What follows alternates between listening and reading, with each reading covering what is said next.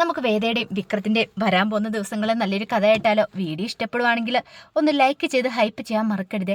അതോടൊപ്പം തന്നെ ആദ്യമായി കാണുന്നവരാണെങ്കിൽ സബ്സ്ക്രൈബ് ചെയ്യാനും മറക്കരുത് കേട്ടോ.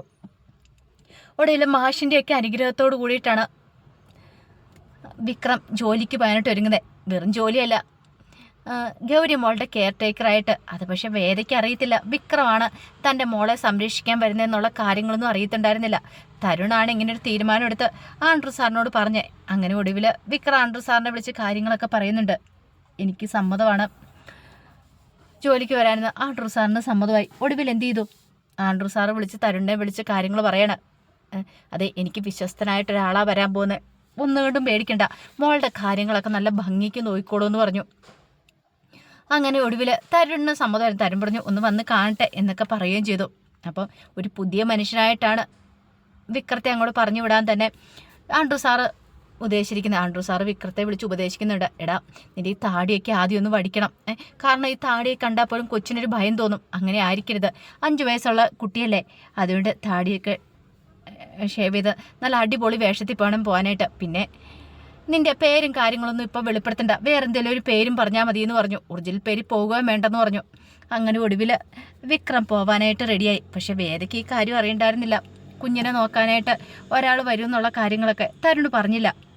പിന്നീട് സേതുലക്ഷ്മി അമ്മ തരുണിനെ വഴക്ക് പറഞ്ഞു. എടാ, അവളോടും കൂടെ പറയണ്ടേ കെയർ ടേക്കർ വരുന്നുണ്ടെന്ന്.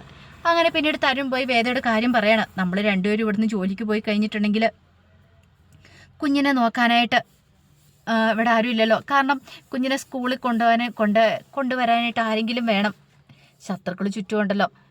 പിന്നെ വേദ കൂടുതലൊന്നും പറയാൻ പോയില്ല. വേദയ്ക്കും തോന്നിയായിരുന്നു ഒരു പക്ഷേ തൻ്റെ മോള് അന്ന് തൻ്റെ കൈകൾ സുരക്ഷിതമായിരുന്നെങ്കിൽ ഇന്നീ പ്രശ്നമൊന്നും ഉണ്ടാകത്തില്ലായിരുന്നു. വിക്രം താനും കുഞ്ഞും നല്ല സന്തോഷത്തോടെ ജീവിച്ചനം. ഇനി പറഞ്ഞിട്ട് അതിനെക്കുറിച്ചൊന്നും പറഞ്ഞിട്ട് കാര്യമില്ലല്ലോ. ആദ്യത്തെ 2 ദിവസം വേദ ലീവ് എടുക്കാൻ തീരുമാനിച്ചു. കാരണം മറ്റൊന്നുമല്ല, കുഞ്ഞിനെ സ്കൂളിൽ കൊണ്ടുവരികയൊക്കെ ചെയ്യണം. അപ്പം വേറെ ആരും ഇല്ലല്ലോ. അപ്പം വിക്രം വരാനായിട്ട് 2 ദിവസം കൂടെ താമസിച്ചിട്ടേ വരത്തുള്ളൂ എന്ന് പറഞ്ഞിട്ടുണ്ടായിരുന്നു. അതുകൊണ്ടാണ്. അപ്പോൾ തരുൺ ആദ്യത്തെ 2 ദിവസം ജോലിക്ക് പോയിക്കോളാം. വേദ പറഞ്ഞു ഞാൻ മോളെ സ്കൂളിൽ വിട്ടോളാം, വിട്ടിട്ട് വന്നോളാന്ന് പറഞ്ഞു. 2 ദിവസം കഴിയുമ്പോൾ ഞാൻ അങ്ങോട്ട് പോന്നോളാന്ന് പറഞ്ഞു. അങ്ങനെ ഒടുവിൽ എന്ത് ചെയ്തു? വേദയാണ് മോളെ സ്കൂളിൽ കൊണ്ടുവിട്ട് ആദ്യത്തെ ദിവസം കൊണ്ടുവിട്ടു. പിറ്റേ ദിവസം ആയി കഴിഞ്ഞപ്പോഴത്തേനും സ്കൂളിൽ നിന്ന് വിളി വരുവാണ്. അപ്പോഴേക്കും വേദ പെട്ടെന്ന് ചെയ്തു. വേദയ്ക്ക് ഭയങ്കര ടെൻഷനായിരുന്നു. സ്കൂളിൽ നിന്ന് വിളിച്ചപ്പം എന്താ കാരണം എന്നറിയില്ലല്ലോ, എന്തെങ്കിലും പ്രശ്നമുണ്ടോ എന്നൊക്കെ ഓർത്ത് ചെന്ന് കഴിഞ്ഞപ്പോഴത്തേനും പ്രിൻസിപ്പളുടെ മുറിയിലേക്ക് വിളിപ്പിച്ചു. എന്നിട്ട് പറഞ്ഞു അതെ, ഗൗരി മോളെക്കുറിച്ച് കുറച്ച് കാര്യങ്ങൾ പറയാൻ വേണ്ടി വിളിപ്പിച്ചേ. അപ്പോൾ ഇവിടെ വന്ന് പുതിയ സ്കൂളും കാര്യങ്ങളൊക്കെ ആണല്ലോ, നേരത്തെ പഠിച്ച ക്ലാസ്സിലൊന്നും ആയിരുന്നില്ലല്ലോ. അത് പറയാനുള്ള കാര്യം എന്ന് പറഞ്ഞിട്ടുണ്ടെങ്കിൽ അവൾ കുറച്ച് അല്പം ഒരു കുസൃതിയാന്ന് പറഞ്ഞു. അത് കേട്ടപ്പോൾ വേദ പറഞ്ഞു അവൾ പണ്ടേ മുതലേ അങ്ങനെയാണ് മിസ്സേന്ന് പറഞ്ഞു. അതെ, ഇതങ്ങനെയല്ല, ഇവള് പിള്ളേരെ അടിക്കും, അടിയാണ് അവളുടെ മെയിനെന്ന് പറഞ്ഞു. അടിയോ? അതെ, പിള്ളേരെയൊക്കെ എടുത്തിട്ട് അടിക്കും. അതെന്ത് സ്വഭാവമാണെന്ന് മനസ്സിലാവുന്നില്ല. ഒരു നിമിഷം വേദ ഇങ്ങനെ അമ്പരന്ന് പോയി. കാരണം വേദയ്ക്ക് മനസ്സിലായി അവൾക്ക് കിട്ടിയിരിക്കുന്ന അവളുടെ അച്ഛൻ്റെ അതേ സ്വഭാവം തന്നെയാണ്. പിന്നീട് ഗൗരിമോളെ വിളിച്ച് ചോദ്യം ചെയ്തപ്പോഴാണ് ഗൗരിമോള് പറയണേ അവളുടെ കൂട്ടുകാരുടെ കയ്യിൽ നിന്നും വേറെ ചെറുക്കൊച്ച് ഒരു കളർ പെൻസിൽ തട്ടിയെടുത്തു. അത് കൊടുക്കാൻ പറഞ്ഞിട്ട് ചോദിച്ചിട്ട് കൊടുത്തില്ല. അപ്പം അതിൻ്റെ പേരിലാണ് അടി നടന്നത്. അപ്പോഴേക്കും വേദയ്ക്കറിയാം അനീതിക്ക് നേരെ പോരാടുന്നവനാണ് വിക്രം.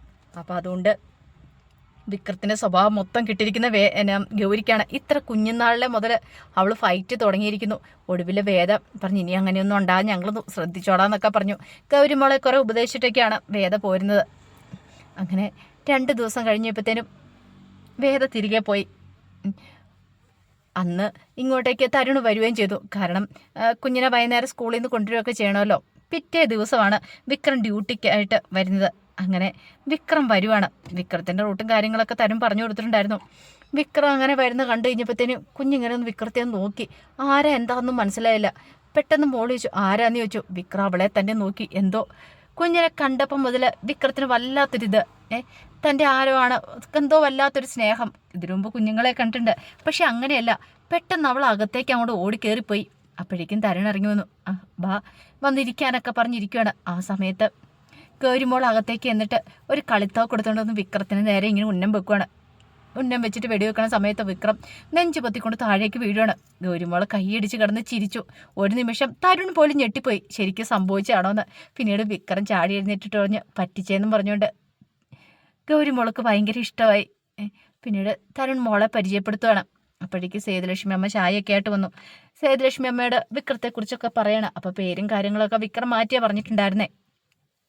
അങ്ങനെ എന്ത് ചെയ്തു, ഒടുവിൽ വിക്രത്തെ കാര്യങ്ങളൊക്കെ പറഞ്ഞ് തരുണെ ഏൽപ്പിക്കുന്നുണ്ട്. കാരണം ചുറ്റും ശത്രുക്കളുണ്ട്. ഒരു കാരണവശാലും മോൾക്കൊരാപത്തും വരാൻ പാടില്ല. വിക്രമൻ സാറ് ധൈര്യമായിട്ട് പോയിക്കോ, മോൾക്കൊരാപത്തും വരാൻ പോകുന്നില്ല എന്ന് പറഞ്ഞു. അങ്ങനെ വിക്രം മോളുടെ കെയർ ടേക്കറായിട്ട് മാറുവാണ്. പെട്ടെന്ന് തന്നെ മോള് വിക്രമായിട്ട് അടുത്തു. അവളുടെ കുറുമ്പ് തരങ്ങളും കാര്യങ്ങളും എല്ലാം വിക്രം നന്നായിട്ട് ആസ്വദിക്കുന്നുണ്ടായിരുന്നു. സേതുലക്ഷ്മി അമ്മയ്ക്ക് സമാധാനമായിരുന്നു വിക്രം ഉള്ളത് കൊണ്ട്. കാരണം വിക്രം അതുപോലെയാണ് മോളെ നോക്കുന്നത്. എല്ലാ കാര്യങ്ങളും, മോളുടെ എല്ലാ കാര്യങ്ങളും വിക്രം തന്നെ നോക്കുന്നുണ്ട്. സേതുലക്ഷ്മി അമ്മയ്ക്ക് തരുൺ അവിടെ ഇല്ലാത്തതിൻ്റെ ഒരു ബുദ്ധിമുട്ടും കാര്യങ്ങളും ഉണ്ടായിരുന്നില്ല. സ്വന്തം മോളെ പോലെയാണ്, ഒരച്ഛനെ പോലെ കരുതിയിട്ടാണ് മോളെ നോക്കുന്നതെന്ന് സേതുലക്ഷ്മി അമ്മയെ കരുതി. അങ്ങനെ വെള്ളിയാഴ്ച വൈകുന്നേരം ആയി കഴിഞ്ഞപ്പോഴത്തേനും വിക്രം എന്ത് ചെയ്തു, മോളെ കൊണ്ടേ വിട്ടിട്ട് പോവുകയും ചെയ്തു. അതിനുശേഷമാണ് വേദയും തരുണും കൂടെ വീട്ടിലേക്ക് വരുന്നത്. ചന്തുമോൾക്ക് കുറേ പറയാനുണ്ടായിരുന്നു പുതിയ കെയർ ടേക്കറെ കുറിച്ച്.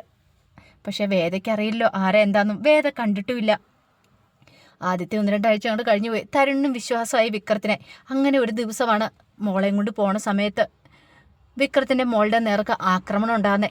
മോളെ കടത്തിക്കൊണ്ടു പോകാനായിട്ട് ഒരു ശ്രമമൊക്കെ നടത്തുവാണ്. പക്ഷേ എങ്കിൽ വിക്രമല്ലേ ആള്. വിക്രത്തിൻ്റെ അടുത്ത് വില പോയില്ല. വിക്രം ഒടുവിൽ അവന്മാരെയൊക്കെ ഇടിച്ച് ഇഞ്ച പരുവാക്കുന്നുണ്ട്. അതറിഞ്ഞു കഴിഞ്ഞപ്പോഴത്തേനും തന്നെ തരുണ് പാഞ്ഞു വന്നു. പിന്നീട് മോൾക്കൊരാപത്ത് സംഭവിച്ചില്ലെന്ന് അറിഞ്ഞു കഴിഞ്ഞപ്പോഴാണ് തരുണിന് സമാധാനമായത്. വിക്രത്തെ അഭിനന്ദിക്കുന്നൊക്കെ ഉണ്ട്. തരുണിനും മനസ്സിലായി എന്ത് വന്നാലും തൻ്റെ മോളെ സംരക്ഷിക്കുമെന്നൊക്കെ ഒരു ചിന്ത മനസ്സിലുണ്ടായിരുന്നു. അങ്ങനെ കുറച്ച് ദിവസം കഴിഞ്ഞു പോയി. വിക്രം വീട്ടിൽ ചെന്ന് കഴിഞ്ഞപ്പോഴത്തേനും വിക്രത്തോട് മാഷ് കാര്യങ്ങളൊക്കെ തിരക്കുന്നുണ്ട്. എങ്ങനെയുണ്ട് മോളുമായിട്ട്? വിക്രത്തിന് നല്ല തന്നെ പറയാനുണ്ടായിരുന്നുള്ളൂ. എന്താണെന്ന് എനിക്കറിയില്ല അച്ഛാ, അവളെ കണ്ടതിന് ശേഷം ഞാൻ ആ കരച്ചിൽ കേൾക്കുന്നില്ല. നേരത്തെ ഞാൻ കിടന്നുറങ്ങുന്ന സമയത്ത് ഒരു കുഞ്ഞിൻ്റെ കരച്ചിൽ എനിക്ക് കേൾക്കായിരുന്നു. പക്ഷേ എന്തോ ഇവളുടെ അടുത്ത് സംസാരിച്ച് ഇവളോടുമായിട്ട് കൊഞ്ചിക്കഴിഞ്ഞുകൊണ്ടാണെന്ന് എനിക്കറിയത്തില്ല. എനിക്ക് പിന്നെ ആ കരച്ചിൽ കേൾക്കാൻ ഇപ്പോൾ സാധിക്കുന്നില്ല എന്ന് പറഞ്ഞു. അത് കേട്ടതും മാഷ് പറഞ്ഞു, അതൊക്കെ നിൻ്റെ തോന്നലുകളായിരിക്കും എന്ന് പറഞ്ഞു. എന്തോ എനിക്കറിയില്ല അച്ഛാ. വിക്രത്തിന് പിന്നെ ആയപ്പോൾ കഴിഞ്ഞപ്പോഴത്തേനും കുഞ്ഞിനെ കാണാതിരിക്കാൻ പറ്റാതെ. പക്ഷേ ഇത്രയും ദിവസങ്ങളായിട്ടും വേദയും വിക്രവും തമ്മിൽ കണ്ടിട്ടുണ്ടായിരുന്നില്ല. കാരണം അവർ വരുമ്പോഴത്തേനും വിക്രം പോരുമല്ലോ. കാരണം തിങ്കളാഴ്ച തൊട്ട് വെള്ളിയാഴ്ച വരെ വിക്രത്തിന് ഡ്യൂട്ടി ഉള്ളൂ. ശനി ഞായറും ഇല്ല. ശനി ഞായറും തരുണും വേദ അവിടെ ഉള്ളതുകൊണ്ട് ഇല്ലതാനും. അവർ തമിഴ്നാട്ടിൽ നിന്ന് ഡ്യൂട്ടി കഴിഞ്ഞിടുമ്പോഴത്തേനും വിക്രം പോരുകയും ചെയ്തു. അങ്ങനെ ഒരു ദിവസം വെള്ളിയാഴ്ച വേദ നേരത്തെ വന്നു. അപ്പോൾ വൈകുന്നേരം മോളെ കൊണ്ടുവിടാനായിട്ട് വിക്രം വരുവാണ്. അങ്ങനെ വരുന്ന സമയത്താണ് വേദ ആ കാഴ്ച കാണുന്ന. വിക്രം ഗൗരിമോളെ എടുത്തുകൊണ്ട് വരുന്നു. ഒരു നിമിഷം വേദ ഞെട്ടിപ്പോയി. ഇതെങ്ങനെ? പെട്ടെന്ന് വേദ അങ്ങോട്ട് ഇറങ്ങിച്ചെന്നു. വേദയെ കണ്ടു കഴിഞ്ഞപ്പോഴത്തേനും വിക്രം ഞെട്ടിപ്പോവാണ്. വിക്രത്തിനും വിശ്വസിക്കാൻ പോലും പറ്റിയില്ല. അപ്പോഴത്തേക്കും ഗൗരിമോൾ അമ്മയെന്നും വിളിച്ചുകൊണ്ട് ഓടിച്ചെന്ന് വേദയെ കെട്ടിപ്പിടിക്കുകയാണ്. ആ സമയത്താണ് വിക്രം മനസ്സിലാകുന്നത് ഈ ഗൗരിമോള് വേദയുടെ കുഞ്ഞാന്ന്. അപ്പോൾ തരുൺ സാറ് വേദയുടെ ഭർത്താവാണോന്നൊരു ചിന്ത.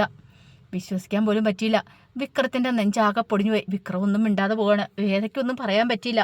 പിന്നീട് വിക്രത്തിന് ജോലിക്ക് പോകാൻ പോലും തോന്നിയില്ല. ആ വീട്ടിലേക്ക് പോകാൻ പോലും തോന്നിയില്ല. വേദയും വല്ലാത്തൊരവസ്ഥ തന്നെയായിരുന്നു. തരുൺ വിളിച്ചു. പക്ഷേങ്കിൽ മോൾക്കാണെങ്കിൽ വിക്രത്തിനെ കാണാതിരിക്കാൻ പറ്റില്ല. പിന്നെ മോള് വിക്രത്തിനെ കാണണമെന്നും പറഞ്ഞ് കിടന്ന് വാശി പിടിക്കുവാണ്. അങ്ങനെ ഒടുവിൽ തരുൺ വിക്രത്തിനെ വിളിക്കുകയാണ് വീട്ടിലേക്ക്. വിക്രത്തിന് എന്ത് ചെയ്യണമെന്ന് അറിയണ്ടായിരുന്നില്ല.